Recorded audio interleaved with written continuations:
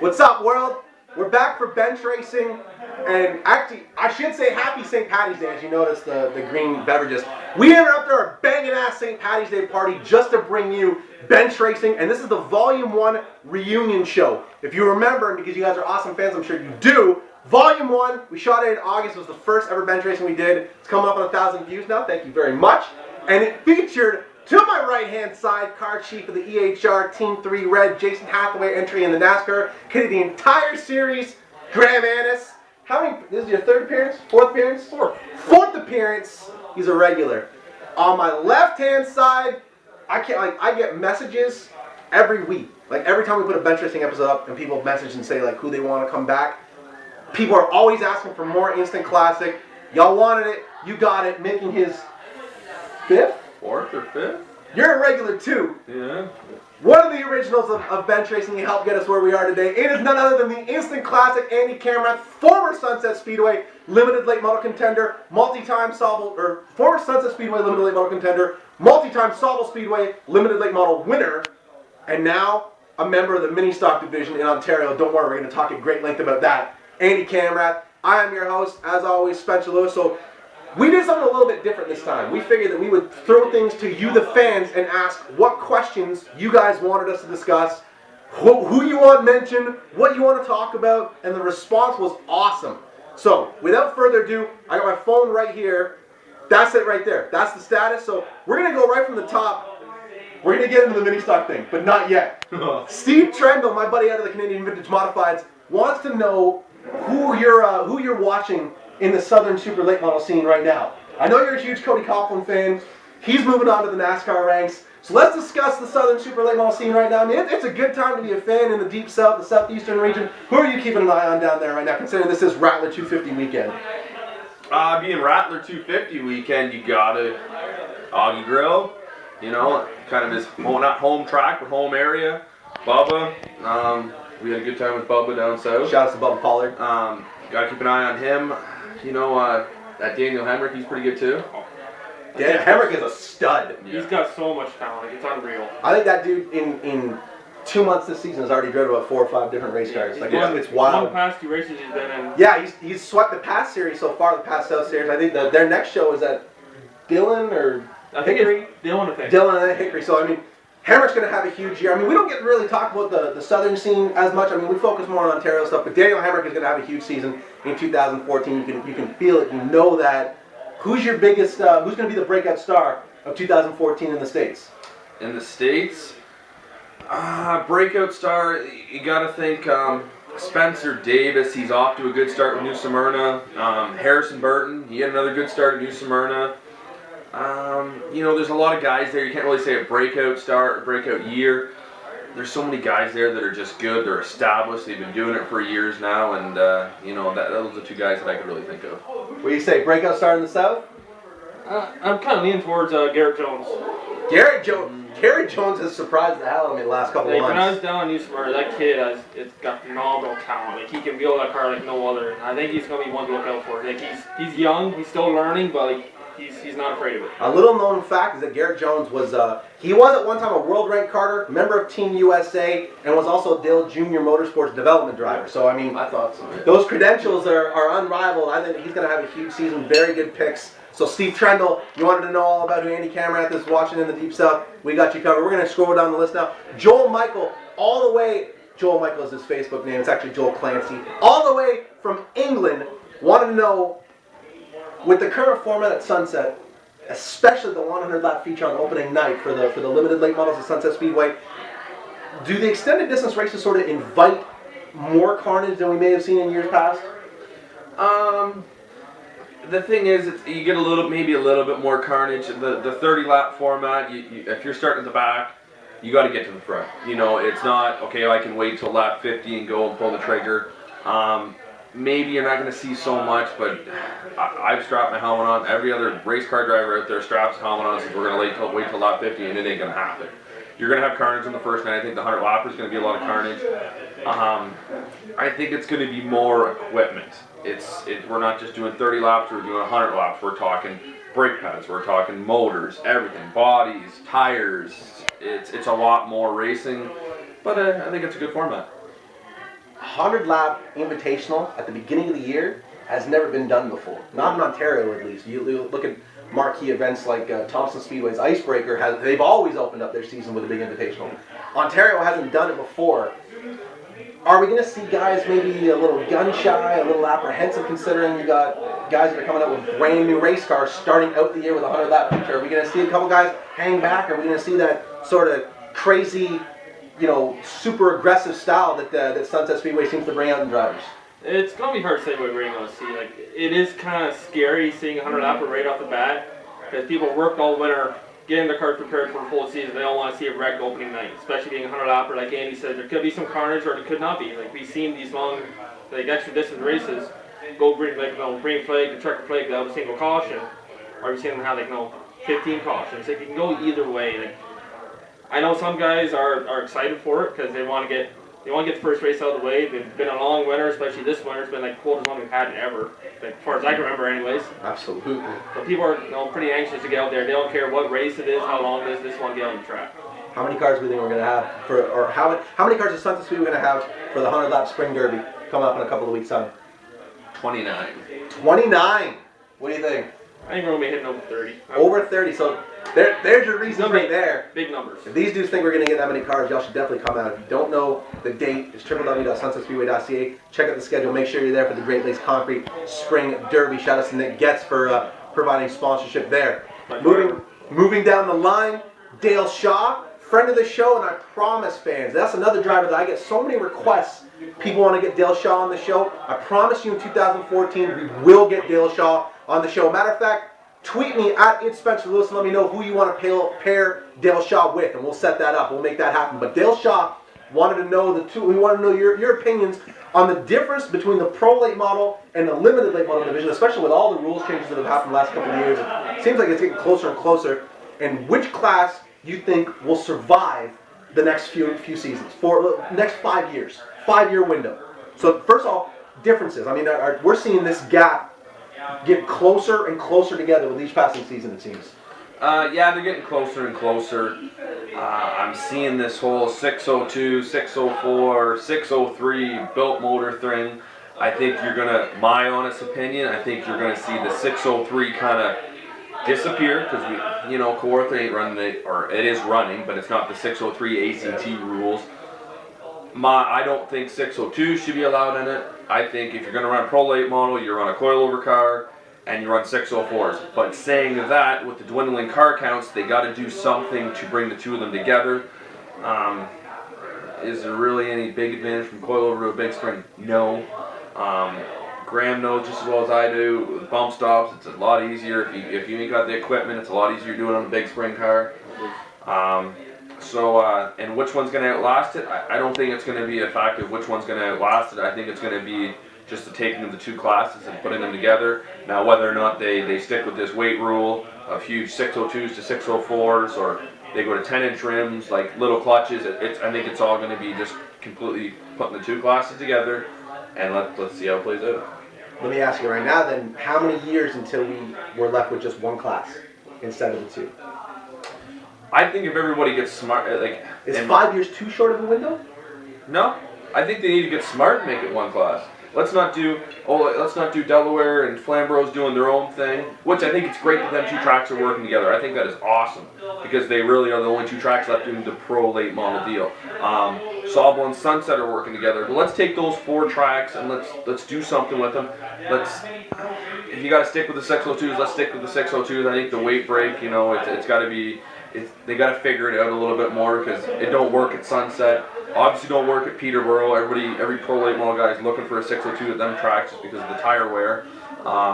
Put them together. Let's work together. Let's make a good series. I'm not saying it has to be an all-star series, but let's get smart about it and work together. Just picture the Delaware roster versus the Sunset roster. Everyone's running a limited late model. I mean, we see a lot of the Delaware cars come down and run the Sunset Speedway Pro Late Model Invitationals. Look at some of the races we've had. Jonathan Erlin and Mike Bentley 2 years ago in the MRA Pro Series. That was Delaware versus Sunset, and they put on a show. Jamie Cox versus Tom Walters. I mean, I could go down the list of names that you would love to see Delaware versus Sunset. So, I mean, if you get the two classes to amalgamate at some point in the near future, I mean, the possibilities are endless. Graham Annis, car chief for EHR, but you also have a lot to do with Nick Getz's his limited late model program. Yeah. Great Lakes Concrete was I was trying to think of what the Great Lakes Concrete sponsor team. So you're in the industry, right? I mean, you get it from both sides. Pro late models, limited late models. Andy thinks that within the next 5 years we're gonna have one class. Are you of that train of thought as well? I think it's gonna be even sooner. I'm thinking probably more along the lines of 2 years, 3 years. Wow. Like if it were me, like the cheapest option, I think the best option is to get a trimmed chassis, coil-over strut car for 602. That's the cheapest way to have the best car. Like you can compare control arms from like your traditional limited late model and pro late. You're just looking to spend between $750 and $800 for a limited late. For pro late, $200. Like you can't beat that. Like you're going to be saving so much money up front. I think in 2 years, 3 years, you're going to see that. What would be what's your dream track matchup? I mean, I would love to see Delaware versus Sunset. Pick two tracks. If everyone was running the same rules, and I know that I'm really reaching, but I mean, I look at the way they're handling the dirt scene in the States, like the UMP, the United Modified Promoters Series. I mean, you got tracks from Illinois to Kentucky and Ohio and Michigan and New York that all come together and run the same rule books. So pick two tracks on Ontario that you'd love to see have a home and home series. I'd actually like to see Sunset and Flamborough. Sunset, I think they have the top guys in the series, and I think Flamborough, they have the top guys for pro leagues. No question. But the only thing that I struggle with on it is I don't think we're that far away. Look what happened at Autumn Colors this year. And I know a lot of pro late model guys didn't like it. They said, okay, well they favored the 602s or the limited late models. You had two limited late models start in the front row of the pro late model. Sure, class. But let's look at the guys who go down in the States. Guys like Gressel. Gressel races super late model. He runs his pro in the States. You got guys like Lakey, Hooker, the Jackson boys. I know they run the Jag series. The Jacobs brothers, yep. Yeah, the Jacobs brothers. They go down and they do that. I'm probably forgetting some people, but they run 604s down there. That's their pro late model thing. They give them Penske's. Now I know we're talking more money on the Penske thing, but I think it's great that guys go down and do that. But they're down there running on Penske stuff and everything like that, and we're running on pro shocks. It's another thing where it's nice to see the pro late models maybe stay a little closer to the stateside stuff. I don't know. I think they get a little crazy with their crate motors, but to say let's have a pro late model and put a 602 in it, yeah, it works for our tracks around here, but it would not work in the States. So if we see the two classes come together, I mean, would it be the limited late models are coming up to meet the pro late model specs, or are we sort of bringing the pro late models down to meet the limited? I mean, what would have to happen for the two classes to meet? 10-inch rims. You're looking. They're going to go to 10-inch rims. You're going to put 10-inch rims, and maybe whether you want to stay with an 8-inch tire, Hoosier, which I think is the great thing. I don't agree why Flamborough and Delaware did their American Racer thing. Why don't put everybody on the same class? Let's put everybody on the same tire. Let's get everybody on the same page. I realize the whole Grisdale's American Racer thing, but let's do that. We're talking coil over to big spring. Some people like big springs. That's no big difference. No, shock to spring to spring, doesn't matter. Yeah, triple disc clutches. Anybody that runs pro late model shows has already got one. I had one. It's something you got. Header rules. It's not much. Again, if you look at the past World Series, they have rules in the rule book. You've got 604, 603, 602, and build motors all in the same rule package, and they make it work. Like, it's huge what those guys can do with it. But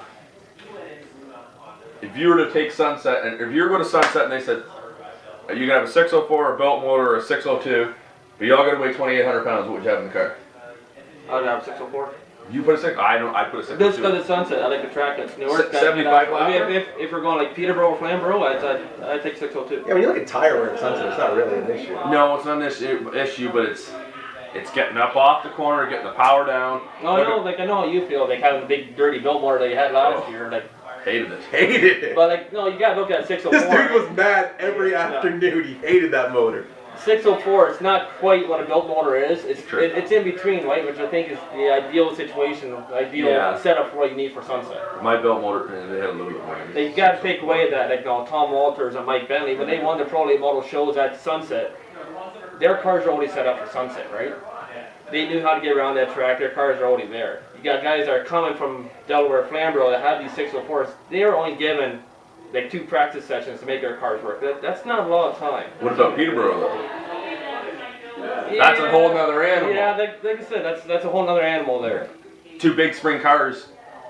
We ran 1-2 all afternoon on big spring cars. Yeah. And I know Dale Shaw and Jason Shaw. And I gave him, like, Dan Caddy, he was right on, he was right on your oh, no, he was there. Oh, I will not take that away. I didn't even take a 603 to Sunset. I gave, like, me and Ryan Kimball, we won there in 603. Yeah, that's that happy medium. Yeah. Yeah, I agree with that. Like I'm not really 604 familiar. with a 4-barrel maybe, but like no, I take 604 for 2-barrel. And before we move on, if y'all are admiring my radioactive space juice here, this is actually an instant classic. It is sour apple Rockstar, fruit punch, and Mountain Green apple Dew. Rockstar. Sorry, green apple Rockstar. Lemon juice, fruit punch. Vodka. Well, no, this is a virgin. I don't drink on the show, but you can add whatever alcoholic beverage you want. So if you're looking thinking like, wow, that looks really good. That looks like something that Michael Jordan would drink in Space Jam. It's an instant classic, and you can make one yourself while you're watching this episode. You can pause and make one, and we'll wait for you. Okay, welcome back.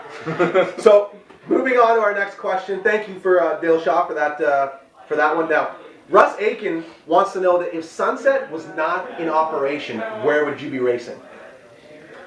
Keeping in mind you live in Innisfil now. I know you want to go to Saul. That's a long haul. Keeping in mind that I live in Innisfil, if Sunset wasn't open, ooh. And you can say you wouldn't race, but that's a lie. It'd be totally a lie. I'm not a big fan of Barrie just because of my bad experiences there. I didn't like the track. Peterborough. He had a bad experience. Character and likeness. What was the story? Did you wreck? No, I didn't. I didn't wreck. I finished top 5. It was that whole built motor, 700 rear gear, roast the rear tires in the gear. Yeah, it's the whole. Didn't like it. It's the worst 75 laps I ever did. That's it was the MRA Pro Series race. It was directly after you won at Sauble. No, I won at Sauble. Was really quick at Peterborough. Got wrecked at Peterborough, and then that just transferred over to Barrie, and yeah, wasn't a big deal.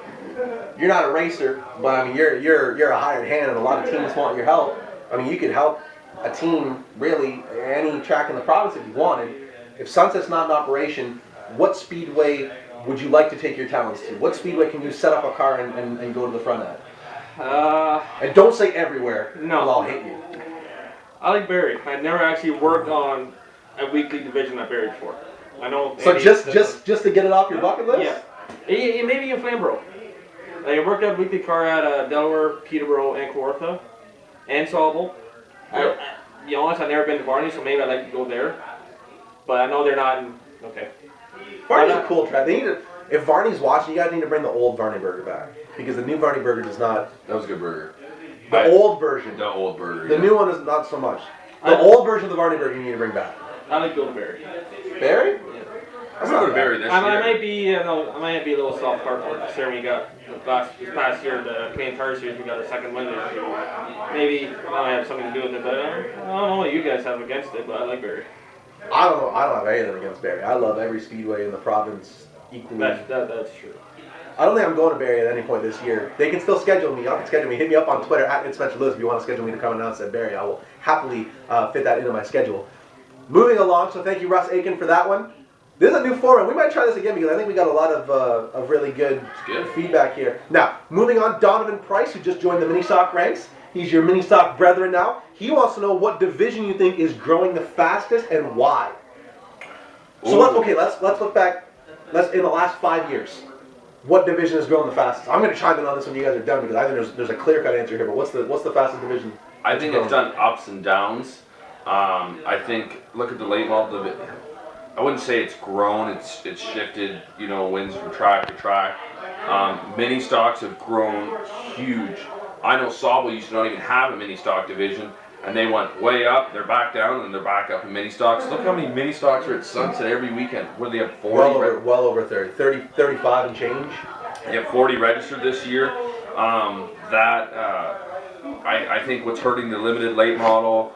Pro late model thing is nobody can get on the same page. Yeah, people are still getting into it, but it's a lot of money. Thunder car, you might as well be in a late model as far as I'm concerned. So that's my way I look at it. Did he give me an answer? Was I zoning out? Mini stock. You took me all the way around the block just to bring me back to where we started. So is mini stock is the answer? I'd say mini stock, yeah. That's probably why you bought one. No, it's not why I bought one. That's not. Well, we're gonna get to that later. Okay. What's the fastest growing division in the province? I think it's a street stock or thunder car, whatever you want to call it. There is no street stocks anymore. Do street stocks exist? Or No, Solid they kits? can't. There is no street stock. What do you want to call them?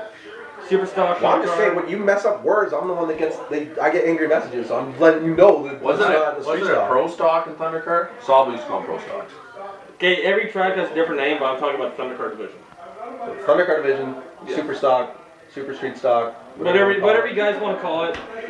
See, in my opinion, Thundercar, like that division has shrunk in the last couple of years. I don't think. Well, what do you mean by growing? Do you mean like as Well, I far as mean- like cars getting into it, or as far as like development technology wise? I would say both for the good of the class, for the Oh. number of cars that are coming out. I mean, what Technology- division's grown? Like for me, technology wise, I think it'd be a thunder car. Okay, you go back a little more than 5 years. Say you go like 8 years ago. A thunder car was stock springs, stock shocks, like all stock suspension. Now, this past year, I mean the year before, you're allowing these McCall tubular chassis now. With our pro shocks, racing springs, all racing suspension. I think that's, as far as technology wise, I think that's the fastest growing division. As far as for people getting into racing, as far as like drivers and whatnot, I think you're looking at quite late model division. Like limited late, sunset. I mean, all the guys are looking at that division. In my opinion, the Thundercar class, you It had, is very you had a good. division that you could go to almost any class, any track in the province, and you knew you were going to have 20 to 25 cars, no big deal, no problem at all. Now, 16 is the new 24 in the Thundercar division. I mean, I think things are getting out of hand. That's just my opinion. I mean, I think the new MRE chassis, I mean, I understand the point behind it, and I think that it's going to get to the point where they're going to do a lot of good for the sport. But right now, I kind of think the guys are getting a little out of hand. That's my opinion. They need to slow her. They need to I back think her we need to down. back her down a little bit to get the class back around again, to get these numbers up. That's just my opinion. But I think the fastest growing division in the province is the modifieds. Look at Autumn Colors 2006. Yeah. How many modifieds were there? 11. You know, like Eight, yeah. now you got the Oscar sanctioning. You got guys that are not named Gary McLean that can contend for wins. I mean, Brent McLean is one of the most blue chip. One of the can't miss blue chip prospects in the Davey Terry, Matt Barton. Yep. I mean, the list goes on and on. There are so many good young drivers in the modifieds. I think Dave Game for the NASCAR have done that class a huge favor. And I agree with the modified. It's a good thing. I'm not 100% on the schedule. What is it, 10 race? I have something along those. So we would have to ask official Oscar announcer Brendan Doherty, who's in another wing of the house right now, Yes. how many races are on the schedule. We asked for him to film this episode, and he said no, so he's not here. But it's the 10-12 race thing like Sunset's doing. It's I think they do a used tire thing, which I'm not 100% on. Like get their tires from super late model guys. I think there's something with the rules like that. But Yeah. what do you classify a used tire? There's ways around. Like, There's lots of ways around. Yeah, but it's good. It's a good. They're cheaper cars. They're coilovers. They're not allowing bump stops. It has its pluses and minuses. And I think it's like you said. It gives you some of that family time, some of that downtime. I think like the biggest thing that's hurting that division though is that the fact that we have two traveling modified divisions that can't combine on rules. I'm not really up to date on that. What's the name? It was the Ontario Tectonics, Modified. the Ontario Modified Racing Series, I believe. Yeah. And I mean, my apologies to the Warren family if I've got that one wrong. Are they not a Peterborough? Yeah. Are they going to Flamborough this year as well? I'm not 100% sure, but anyways, like you have two modified divisions anyways that can't get the rules together, and for what reason I don't know. But like, here's your chance to. They can let the drivers and teams pick where they want to go. Have we had any teams that have made the jump from one tour to the other? Josh Brunson in recent memory. Strawn did as well, right? Strawn, yeah, Chad Strawn, yeah, and Brad Stevenson. But those are Ryan Dick. Those are really the only guys I've seen go back and forth, and it's a lot of work doing it because the rules are so far apart.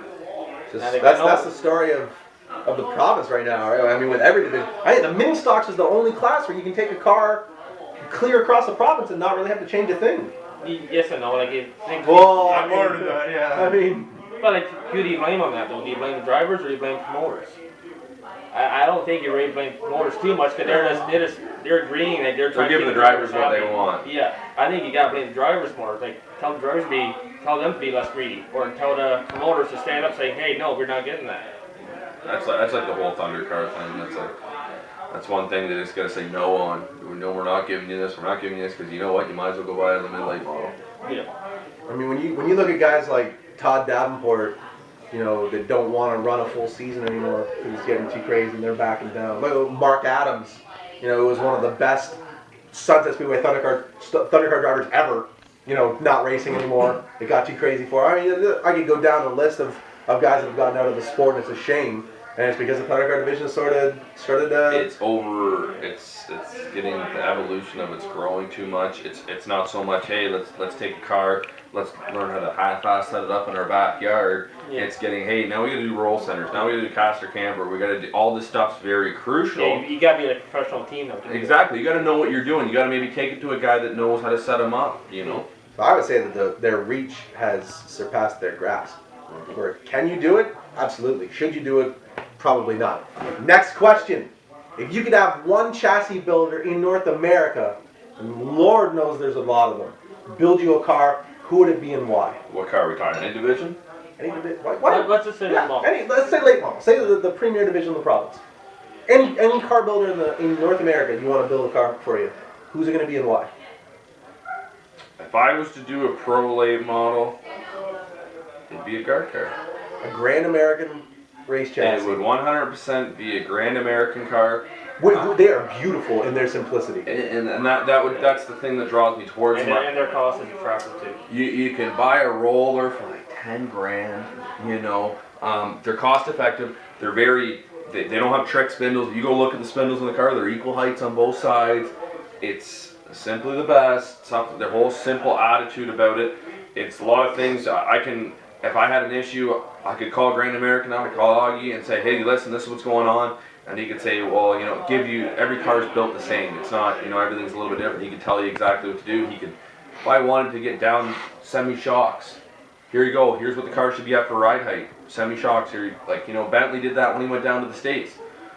They told him set the car at this ride height, boom, boom, here's your shocks, bolt them on the car, go. So, I mean, with the distance between, say, Innisfil, Ontario to Hayden, Alabama is about 19 hours. Does that make it, is it tougher to race a car out of that facility? I mean, you're not going to get the same level of service, right, correct? Or? It is tough. We always don't plan on wrecking race cars, so a lot of people don't think that way. Look how many guys now are going across the border, and I know Hayden, Alabama, Port City. Sudbury just bought a brand new Port City car. He's not going to McCall. I'm not saying, you know, not going to McCall, not going to Streamline, not going to Hanley. He's gone to Port City, and I'm sure a lot of the reasoning behind that is guys like, you know, Baker had good runs with those cars. Cordy Shepard had great runs with Port City cars.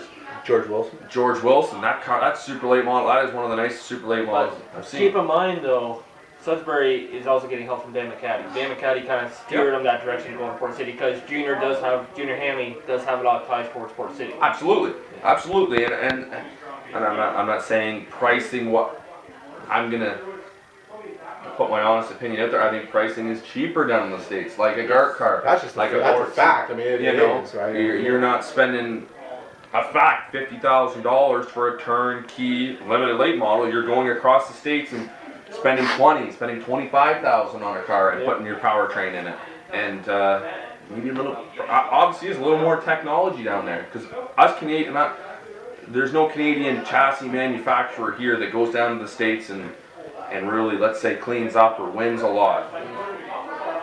In your opinion, is the stranglehold that the Ontario fabricators from Fletcher, Hanley, I'll throw McCaddy in there. Mike McCall's obviously the leader. Yep. There was a time where if you wanted a brand new car in Ontario, you would go to one of these Ontario manufacturers. Now that is definitely not the case. Is that culture of Canadian made and Ontario made starting to fade a little bit? Yes, I think it is because obviously you see a lot of the Port City cars coming up. You even see a couple of Hampkey cars coming up. I think what's his name, Tyler Hahn. He's got a Hampkey car. Tyler Hahn has a Hankey Clip. Andrew Gressel. Andrew Gressel has a full Hankey by McDonald car. That's absolutely correct. Hampkey. Yeah. It's a full Hampkey. It's a Hampkey car. Brian put his own. I've seen the car when Brian's in there. You look at Tim Ellis has a Hampkey Clip. Hankey by McDonald. Hampkey by McDonald's car. I'm sure there are others that I'm forgetting. Yeah. Brandon Watson has a Hankey. That's an older center and Center and rear, with but a brand new Hemke front clip. So yeah, I mean, the fact of the matter is you're absolutely correct. There are more guys that are going there for clip work or for brand new cars. So is the era of McCall in Ontario coming to a close? Because I mean, Mike McCall had a 6-year reign where every new car that was rolling out and winning races was an MRE chassis. Look at Delaware Speedway 4 or 5 years ago. Mike McCall owned that racetrack. It was all McCall cars. And like, if you look at it, it still is. If you look at the Delaware champion, Jamie Cox. McCall car. Flamborough champion, Chenoweth. Sunset champion. McCall car. Sauble champion. McCall car. Scott McTeer. McCall's still out there. He's not out there, I'll say, he doesn't have as many cars out there as one track he used to, but now they're all spread all over the place. So Mike McCall's, I mean, can we see Mike McCall make a comeback here? I mean, obviously the Port City's cars, the popularity is spiked because obviously Harley and the gang have hit on something. There's no reason Mike McCall can't do the same thing. I don't think it's that maybe Harley, they definitely hit on something. I think a lot of what they're doing coming out of Port City, they're a little further up on things. They're doing the, four-corner bump stop thing, getting away from the right rear spring. It's all a different animal how you attack on them. Mike McCall, he is the leader, and you know why? Because if somebody needs something done, they can drop their car off on Monday, you smash the clip off it, come back on Wednesday, and it's ready to go, here you go. But people pay for that service, and he can offer it. Mike's got the guys there to do it. Yeah. Mike's always got the parts there. He's got his technology behind it. He knows what he's doing. Look at Tommy Walters. Bentley's car, it's a McCall car, but I know Sean sets it up a bit, but it still comes out of it was originally a McCall car. Yeah. I think that's kind of the biggest drawback to Mike right now is that he's not going down south. He's not right down at New Smyrna. He's not right down at Rattler or any of these big races where he can be learning more about shocks, bump stops, cold line, whatever technology is. He's not very up to date on the highest level where some of these, like Port City is. Like, he had Johnny Van Dorn in the car last year. He pretty much won a bunch of races. JVD has had a phenomenal run the last 5 seasons. He's just been winning everything. And that's helping Port City. That's why Port City might look more attractive right now because they have all that technology coming in. I think that's something in a market where Mike Ray needs to try and get into. Is try to get, travel a little bit more, try and learn a little bit more about these cars. One more in-depth question before we get into the lightning round because we're getting a little long in the tooth in this episode. Chris Mitchell wants to know about you. I can't even say returning to the mini stock division because you started in junior late models and went right to limited late model competition. Your first foray in a mini stock competition, did it have anything to do with the fact that your brother-in-law Warren Paxton happens to be one of the best in the province right now? The whole way it ended behind it, I had a lot of different offerings to do same thing I did last year. Do the same thing I did last year with Sean, with other people, with other late model teams, Thundercar, whatever. And it came down to the end of it was, hey, I still want to race. I love going to the racetrack. I'm going to go to the racetrack no matter what. We've seen a car for sale on the internet. I shot him a picture of it and said, hey, you should buy this one too. I think he's joking about it. And it come down to, he's like, no, you should buy it. And within an hour, I think I talked to you about it. I'm like, I said, you definitely should buy it. I went there that night, told the guy I'm getting it. And it's the whole money factor. It's the time. I'm getting married. It's all that fun stuff. So, what are your opinions on Andy going to the mini stock division? I think it's awesome. Are you going to help him with the bump stops? Or? Of course. Mini Stock Nationals. Tell me about the Mini Stock Nationals. Well, let's be honest about Mini Stock Nationals. It's one of those. I don't even really want to. Everybody goes to the invitational race, and there's so many cars out there. I don't want to say people are cheating. I don't want to say that. It's gonna be a fine line of whether you go with a dual cam motor and whether you go with a single cam motor. I don't know between the weight breaks because I've raced late model for the last 4 or 5 years. To be honest, I don't know right now. I think this is time for Andy to have some fun. Last year, it is time for you to have some fun. You weren't really having a lot of fun last year at the late model program. No. This year you're going to have some fun, which I think is what you need. Kind of, revive yourself. Realize that racing is fun. Yeah, I think. Yeah, I agree with that. No, I can go to the racetrack. I can have fun. I'm not working 60 hours a week at work and then working another 35 hours a week on a race car. I can go to the racetrack and have fun. I can detune a bit. I can watch somebody else smash and crap up for one. let's just make something clear. The fact that you've dropped down a division does not mean you're not going to smash it up. Let's just hold on 1 second. Who are you talking to? Well, you know. Hey, it's easier. I've usually been pretty good. It's easier to bench stuff in a mini stock than it is a late model. It's cheaper though. Lightning round. That's Who's going to win the mini stock nationals? Is that right here? Woo! No, not really. I think it's going to be Billy Schwarzenberg, Brandon McFerrin, or Warren Paxton if he's racing. I say straight pipe Ryan Babbitt. You guys got no damn faith. You're new to the division. You are new. I don't care. You're a rookie. Okay, I'll give you that. Get you know your what? instant classic yellow rookie stripe ready. Yeah, I'll put it on there. I would say you have to. But when you come down, I will snuff you from an interview. I'll go, phew. No words at all. I just ruined my whole night, really. Sorry. Moving on, lightning round. What track right now is doing something that every other track should follow? I'm not saying Sunset's doing great things with the whole 10 race thing. It's great for limited late models. I think it's great for guys that. How much work does it take to put in a late model every week with the changing technology? Is the every week program work for a mini stock? Absolutely. Because it don't take nothing to put into them. Does the shorter schedule, do you think it precedes maybe the culture that every track in the province might be shortening their schedule eventually and then maybe going to a specials only type of a program? Could we see the weekly programs in Ontario start to dwindle? I think you can. If you look at Riverside Speedway, Nova Scotia, that's exactly what they do. They have 5 races a year. All of them are 200 laps or more. And they strive on that because they don't want to ruin the speeds that the track has. If you look at Kamrath, they're going into a strictly weekly series right now. I think that's the wrong move for them, considering they've kind of burned drivers for 2 times already. I think they should have gone to a specials only event, maybe 4 or 5 races a year for maybe the first 2 years, like this year or next year. Is to see what kind of cars you're going to get, what kind of car class you're going to get. And after that, make up the weekly division. I think eventually you're going to see a lot of tracks fall back into a specials only event because it does pay more. What moment in your racing career made you want to quit? Peter Pro every year. Every year. This guy should have won all the colors about 5 times now, but never has. Every year You got burned by a gear set. You got burned by the tech line. You got burned by right clutch, rear tires. right rear tire. That track hates you. I know. Every time I get on that track, I have awesome race cars. I have fast race cars. I can fully 100% say that I have great race cars when I go to Peterborough. But luck on that racetrack, there is about not much. You should take I flowers think and chocolates to that place because she hates you. I think the reason why you do so good at Peterborough is because your experience at Sauble Speedway. The tracks are pretty similar, and you can get around Sauble like no one else can. Yeah, that track's pretty. I don't know, Peterborough. If Peterborough was half hour away, I'd go to Peterborough.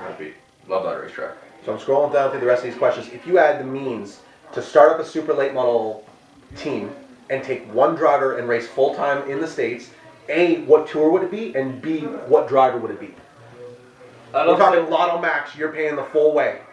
I love to say Jason Hathaway in the Sprint Cup Series, but that's... No, okay, Jason's not going to fire you for not saying Jason Hathaway. It's fine. Pick a different driver. I would say probably Brandon Watson in the Southern Super Series. Either Brandon or I'd probably take a shot at Caden Absovich or Lane Zardo. Someone young coming up that's got talent that can wheel a car. No, I've been going back and forth. I want to hear your opinion on this. You win Lotto Max, you're starting a super late model team. Who are you taking to the States? We're looking for the full package. So driving talent. Hey, if you want to drive, I can be your crew chief. Can they sell themselves? Can they talk to the media? Who's got the full package to really do well in the South right now? As much as I'd love to say myself, I'd love to do it. I'm looking at guy, and I agree with your Brandon Watson on that. I agree 100%. But to get off he has proven himself, and I think he New Smyrna this year in a super late model. That was awesome. Who else really do you got in a late model right now that's running a late model that's running good? And I'm thinking young talent, marketable. Bentley. How can you not say Bentley? Really? They went to Pensacola. They wrecked. They did whatever. Was the car decent? Yeah, the car was decent. Was it his first time in a pro late model car down there? Running different Penske shocks, everything like that. Yeah. Andrew Gressel would be another guy. It's he has that aggressive racing style. He's familiar with the shocks. He's familiar with the cars. maybe not so much template style, super late model. He'd be another guy I wouldn't be scared to. I would take Alex Gannett. I even say Matt Fritko. Matt Pritico. That's a marketable dude. Yeah, Matt Pritico. That's a young kid that gets it. Yeah. He's got the appearance. He can can sell talk. a product. He can talk. He's Personable. got easy on equipment. Yeah. He could No, drive. Matt Pritico would be a real good option. As many times I've raced against Matt, I've raced, I think, like 2 or 3 times. I've always been good at good-looking cars, great sponsors on the cars. Yep. I don't know him very well, but yeah, Matt Pritico, he's a good wheelman too. Tom Ingram wanted to know, after your short-lived career subbing for Chad Strawn in the 77 Thundercar years ago, would you ever return to behind the wheel? As much as I loved racing the car, I'd probably say no. I have more fun working on the cars as opposed to racing them. I gotta thank Chad Strong for letting me do that again. And Chad Strong's my best friend. I've known him since I was in grade 7. I had fun doing it. Finished 9th. There's only 9 cars, but I still got the top 10, so that's all I really care about. But I wouldn't go back. We're wrapping this up here. Okay. Final question. What's the one moment that you're looking forward to in 2014? The one moment I'm looking forward to in 2014, just getting back to the racetrack and having fun. It's not. I can't really say it's a moment. Am I going to go out there and say we're not going to win races? I'm sure we're going to win races. I don't want to say D-class, the mini stock, but it's mini stock. I'm sure we're going to go out and win races. We're good enough to do that. I just want to go out. I want to travel around. I want to have fun. I want to see my family. It's going to be a good year for us. What's the number one moment you're looking forward to? What race are you looking forward to? Where do you want to go? Who do you want to work with? One moment. The moment that we left the championship in NASCAR Canadian Tire Series. I know I'm thinking big right now, but that's what I'm looking for. I was actually at the EHR shop today, and they've got, as soon as you walk in the shop door, they've got all their trophies right in the front room.